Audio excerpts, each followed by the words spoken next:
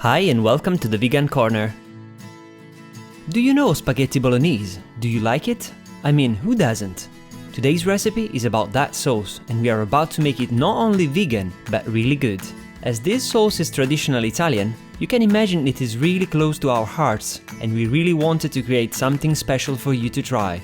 To our highly sophisticated Italian taste buds, this sauce tastes way better than regular ragu, and hopefully you will try it and get back to us with some positive feedback. The ingredient list is in the description down below the video. To begin with this rewarding preparation, let's start by chopping some vegetables. Whilst chopping, make sure to have a few bowls on hand to place in all the chopped ingredients. Slice the stalk of celery lengthwise into strips and dice it, and keep all your limbs out of the way of the knife. You know, Italian cuisine can be delicate, and a stray finger in the final dish may upset the flavor. Take the carrots and cut them in half, slice each half into strips and dice it.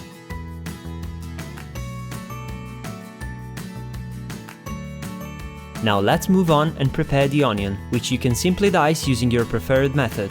Remember that there is no such thing as a correct size for these chopped vegetables. Of course you don't want them to be the size of an elephant, but anywhere from the size of a pea down to the size of a grain of rice will be just fine, and it really depends upon personal preference. Finally chop a clove of fresh garlic, and last but not least, chop the fresh herbs, which are a fundamental addition to this sauce.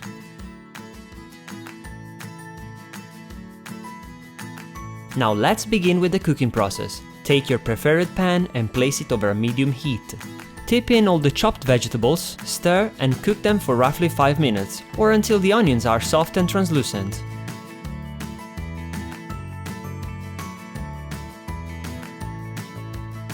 Now add the lentils to the pan and stir to combine. You can now add the stock to the other ingredients. We are using our dashi stock here, which will add a lot of taste to the final ragu. However, feel free to use vegetable stock instead, and the dish will still end up tasting remarkable. You will find the links for our recipe for vegetable and dashi stock in the description down below. Bring the liquid to a gentle simmer and cover the pan with a lid. Now turn the heat down to low and cook the ingredients for 20 minutes. The liquid should simmer just slightly for the duration of the time. Once the time has elapsed, remove the lid and tip in the rest of the ingredients, which are the tomato sauce, chopped herbs and non-dairy milk. Stir to combine. Any milk would do, but we prefer to use non-sweet varieties such as soy milk or oat milk. Bring the sauce back to a gentle simmer before covering again with the lid and cook for another 15 minutes. The total cooking time really depends upon the lentils you are using and their size, so make sure to stop the cooking process when the lentils are ready. It is worth noting though that pretty much every lentil will cook in under 40 minutes at simmering temperatures. Once the time is up, remove the lid and check the consistency of the sauce.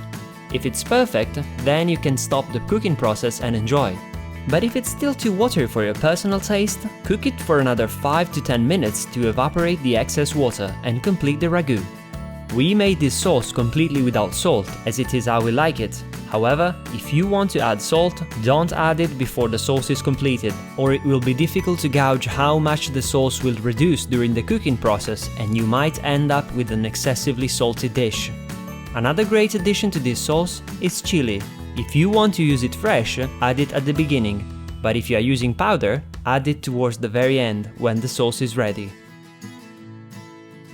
And here you have the final lentils ragu. And isn't it just completely mouth-watering? A few years ago, I would never have thought that mixing a few natural ingredients could result in such a delicious dish. But now that I know that, I'm happy to enjoy preparations like this on a daily basis, and I can do it without feeling any guilt at all. Thanks for watching our recipe, and if you liked it, please don't forget to give us a thumbs up and subscribe. We would also be happy to know your feelings about this dish, so don't be shy and leave us a comment to share your opinion with us. To the next recipe!